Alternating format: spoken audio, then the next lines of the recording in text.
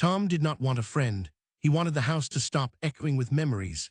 That is why he signed the papers, why he walked out with a golden retriever whose eyes were too soft, too forgiving. He called him Milo. At first, Milo was just a shadow moving through the quiet, but shadows have a way of knowing where pain hides. Milo followed him to the closed door, the one no one entered anymore. He pressed his nose to the coat that still carried her scent. He refused to leave Tom's side on nights when the weight grew too heavy. And then, one evening, when Tom reached the edge of despair, it was Milo who pulled him back. Not with words, not with reason, but with love so fierce it broke the silence. What happened next would shatter Tom forever. Before we continue, do me a favor, hit like and subscribe so you never miss. The house did not breathe anymore. The curtains stayed still even when the wind pressed against the glass. Autumn pressed in heavy through the windows, carrying the smell of wet leaves and fading daylight, but inside there was nothing alive. Tom sat in the armchair that had molded itself to his shape, staring at the wall as if the wall might answer him. The clock ticked. The air grew stale. He had been this way for too long, waiting for silence to be something he could live with, but silence only grew heavier. On the table beside him lay the old leather leash. He had not meant to keep it, but he had not meant to throw it away either. It belonged to no one now, yet it waited there, stretched out like a vein that led to something he could not follow. Tom glanced at it sometimes, never touching it, but always knowing it was there. The leash did not belong to the past anymore. It belonged to something unfinished. When the shelter called, he said yes without thinking. He did not want a dog. He wanted noise, movement, something to break the house open. That was all. He told himself it would be nothing more than a body to feed and walk. Paperwork filled his hand, and then a golden retriever with honey-colored fur pressed against his leg as if it had always known him. Tom did not smile. He simply took the leash they offered, clipped it on, and walked out the door. Milo was too quiet for a dog his size. He padded softly across the wooden floor, nails barely clicking, breath steady and slow. He did not run from room to room like a stranger exploring new walls. Instead, he followed Tom's rhythm, lying down when Tom sat, standing when Tom moved, always a shadow waiting. His eyes carried something that Tom did not want to see: recognition. The nights grew heavier. Rain began to fall harder against the windows, and the forest behind the house breathed louder, branches rattling in the wind. Tom poured another drink, sitting in the dark, staring at the collar that hung by the door. It still carried her name, his wife's collar, not for a dog but for her, because she had called it her charm. The chain still smelled faintly of her perfume. He had not moved it since she left him behind in that hospital room. Milo would not stop staring at the collar. Every night he would sit near the door, ears tilted forward, eyes fixed on the tag as if he was waiting for her to call. Tom cursed under his breath, turning away, but he could not escape the sound of the tag moving gently when Milo nosed at it. The silence cracked just enough for memory to slip through. Weeks blurred. Tom began to notice Milo carrying the new leash to him each morning, laying it across his lap. The dog's eyes said what his voice could not. Walk, move. Live Tom would push it aside, pretending not to see, but every morning Milo returned, patient, relentless. The leash was no longer just leather. It was a question pressed against his skin. Then came the night the air changed. The rain had been steady all evening, but just after midnight the storm broke open. The windows rattled, and the forest seemed to groan under the weight of the wind. Tom sat in the armchair with his drink, staring at the leash again. This time Milo did not wait. He whined softly, pressing the leash onto Tom's lap, then pacing toward the door. "Not tonight," Tom muttered, voice hoarse, but Milo barked. A single sharp sound that cut through the house like a warning. Then another, and another. Tom rose, anger stiff in his chest, but before he could grab the leash, Milo pushed against the screen door until it gave way. The dog vanished into the storm, honey fur swallowed by darkness.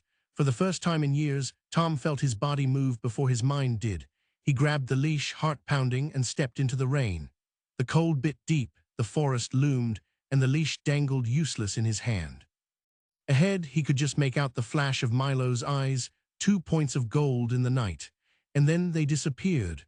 The storm swallowed sound as if it wanted no trace left behind. Wind tore through the branches overhead, snapping twigs that cracked like bones under weight. Tom clutched the leash in his hand, leather slick with rain, and stepped into the forest. His boots sank into mud, the ground pulling at him as though urging him to turn back. But somewhere ahead, Milo was moving, invisible but certain, carving a path through the dark. Tom shouted his name, voice breaking in the storm, but the rain answered louder. The leash dangled, useless, water dripping from its end like blood from a wound. He wanted to believe Milo would circle back, that the dog had not gone far, but the silence of the woods told him otherwise. The golden retriever was not wandering. He was leading. Every few steps, a flash of movement broke the darkness, the shimmer of wet fur, the glow of watchful eyes, and then it vanished again. Tom stumbled, heart pounding against ribs that had not carried weight like this in years. The leash slapped against his thigh, a reminder of all the mornings Milo had laid it across his lap, waiting. Now Tom was the one chasing. The forest deepened. Branches clawed at his arms, rain slid down his face until his breath came ragged. He followed blindly, the leash his only tether, gripping it so tightly his fingers cramped. He thought of her hand once holding the other end of a leash, her laugh echoing as the dog they lost pulled too fast. He had not thought of that sound in years. Now it rang in his ears until it hurt. Milo's bark cut through the storm, sharp, urgent. Then another, deeper, pulling Tom forward. He broke through the thicket, shoes slipping on wet leaves, and there, for one heartbeat, Milo stood in the clearing. The dog was soaked, fur clinging to his body, eyes locked on Tom with a look that held both command and comfort. He held still long enough for Tom to see him. Then Milo turned, lowering his head, and began to dig. Mud flew, splattering against roots, splashing into the pooling water. His paws moved with desperate rhythm, faster, deeper, as if he knew exactly where to strike. Tom stumbled forward, shouting over the wind, but Milo did not stop. The sound of claws ripping into earth drowned everything else. The leash fell from Tom's hand. He bent to pick it up, but when his fingers touched the leather, memory pierced him. The last night in the hospital, the leather strap of her bag slipping from his shoulder as he carried it out alone. Froze, knuckles white around the leash, breath catching in his throat. Milo whined, not a bark this time, but a sound so low it carried more grief than demand. Tom forced his legs forward, mud soaking through his jeans, until he stood at the edge of the hole Milo had torn into the earth. There, beneath the roots and rain-soaked soil, something glimmered. Not a bone, not stone, something small, metal, catching the faintest light. Tom's stomach turned cold. It was not the forest Milo had led him to, it was her. The earth clung to Tom's fingers as he reached into the hollow Milo had carved open. The mud was thick, icy, clumping beneath his nails, but he pushed deeper, driven by something beyond choice. The storm roared above, trees bowing under the weight of wind, yet in that hollowed patch of forest floor the noise seemed to vanish.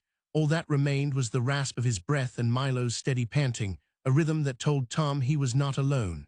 His hand brushed metal, cold, familiar.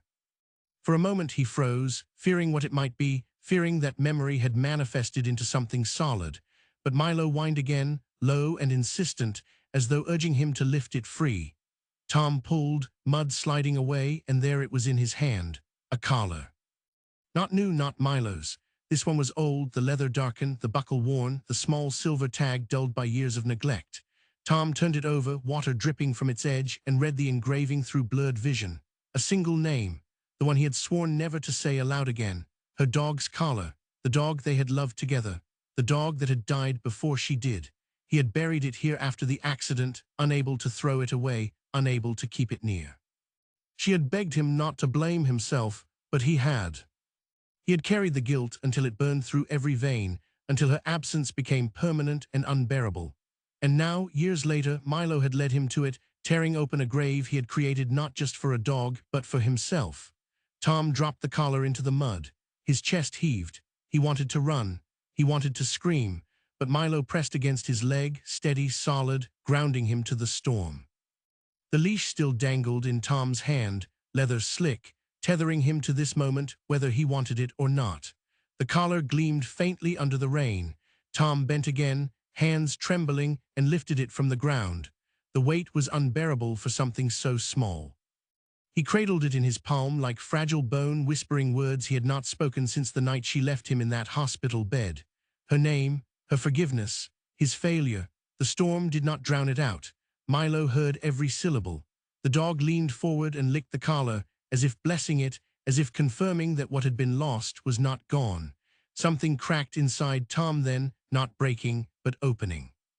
He sank to his knees, mud soaking into his clothes, tears streaking across his face, mixing with rain until he could no longer tell where one ended and the other began. But grief is never gentle. It does not open without tearing. Through the blur, Tom saw Milo stiffen. The retriever's ears rose, nose flaring. His body grew taut, muscles coiled. A sound cut through the storm, faint at first, then sharper. Not thunder, not wind, a voice. Tom froze, clutching the collar tight. No one should have been there. The forest was abandoned, miles from neighbors, cut off by road and rain. Yet the sound came again, faint, fragile, almost broken. A call, a cry, human. Milo growled low, not in anger but in warning, eyes fixed beyond the trees. Tom turned, heart hammering, straining to see through the darkness. Branches bent and snapped. The cry grew clearer. It was not distant memory. It was real. The leash slipped from his hand. "Milo," Tom whispered, voice shaking. The retriever looked back at him, collar still slick with rain in Tom's palm. Then, without hesitation, Milo bounded forward, vanishing into the wall of trees, chasing the sound that did not belong in the storm. Tom staggered to his feet, clutching the collar against his chest, as though it were her heart returned to him. He had no choice now. The dog was leading him again, but this time what waited in the dark was not the past. It was something alive. The forest bent around him like a cathedral, branches arching and twisting in the storm's weight, shadows folding into shadows until there was no horizon. Tom pressed forward, clutching the old collar against his chest. The leather was slick, edges frayed, the tag cold as ice in his palm. Every step felt heavier, each root and stone pulling him down, but ahead, Milo moved with certainty. The retriever's golden coat flashed faintly whenever lightning split the sky, vanishing again into the dark, reappearing just long enough to keep Tom tethered. The cry came again. It was clearer now, a voice higher than his own, laced with fear. Tom could not place the words, whether it was a plea, a name, or nothing but pain, but it drove him forward. His lungs burned, his legs trembled, yet Milo's bark cut through the storm, guiding him. He remembered nights when his wife's voice had cracked in a hospital bed, when he had begged for one more day, one more hour. The collar pressed into his skin like punishment, reminding him of every promise he had failed to keep. And now, in this storm, another voice rose, fragile, breaking, pulling him back into the one place he had sworn never to return: responsibility. Milo stopped suddenly. His body stiffened, head tilted, ears pricked. Tom slowed, breath catching. Ahead, a cluster of trees bent low, their roots tearing through the soil like grasping hands. Beneath them, the ground dipped into a shallow ravine. Water streamed down its sides, forming rivulets that fed a rushing pool at the bottom. And from that pool, the cry came again. Tom's stomach twisted. He stumbled down the slope, sliding on mud, clutching the collar so tightly the metal tag cut into his palm. Milo was already there, standing at the edge of the water, barking with a force Tom had never heard from him before. Each sound echoed in Tom's chest, urging him closer. At the water's edge, Tom froze. In the pool, half submerged, a figure struggled against the current. Small arms flailed, splashing weakly. A child. The storm-fed stream pulled at her body, dragging her toward the broken roots of a fallen tree. Her face surfaced just long enough for Tom to see wide, terrified eyes before water crashed over her again. No, the word tore out of him, raw, useless. Milo lunged forward, paws striking water, teeth flashing as he tried to grab hold of the girl's jacket. His strength was immense, but the current dragged them both sideways, pulling toward the jagged branches jutting like spears. Tom slid into the water without thinking. The cold slammed into him, ripping breath from his lungs.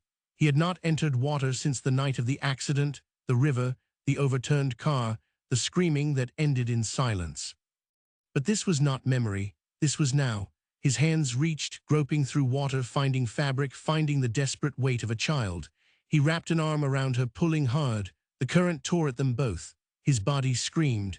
His mind begged to let go, but the collar dug into his palm, anchoring him, burning like a promise. Not again, not this time. Milo fought beside him, teeth locked onto the girl's sleeve, dragging with every ounce of strength. Together, man and dog pulled against the storm until the current finally spat them onto the muddy bank. Tom collapsed onto his back, chest heaving, arms still wrapped around the trembling body of the child. She coughed, choking, gasping for air. Water streamed from her mouth as she clawed at the mud, clinging to the ground like it was life itself. Her voice came then, weak but real. help, please." Tom's vision blurred. He had heard those words before, in another room from another mouth. Words he had failed to answer in time. But this time, Milo stood over them, soaked and shaking, pressing his nose against the girl as though to promise her safety. The dog had not faltered. He had not run, he had chosen to fight. Tom clutched the collar, tears spilling, chest aching with something too heavy to name. The past had buried him, but here was the present demanding he rise. The girl's hand reached for his sleeve, her grip faint but steady. He closed his own around it, whispering, "I've got you." Lightning cracked, splitting the sky. The storm did not ease. And from the distance, beyond the trees, past the rush of water, another sound carried. Voices, multiple. Shouting, searching, Tom froze. He lifted his head, straining to hear through the rain. The voices were closer now, moving fast, cutting through the forest.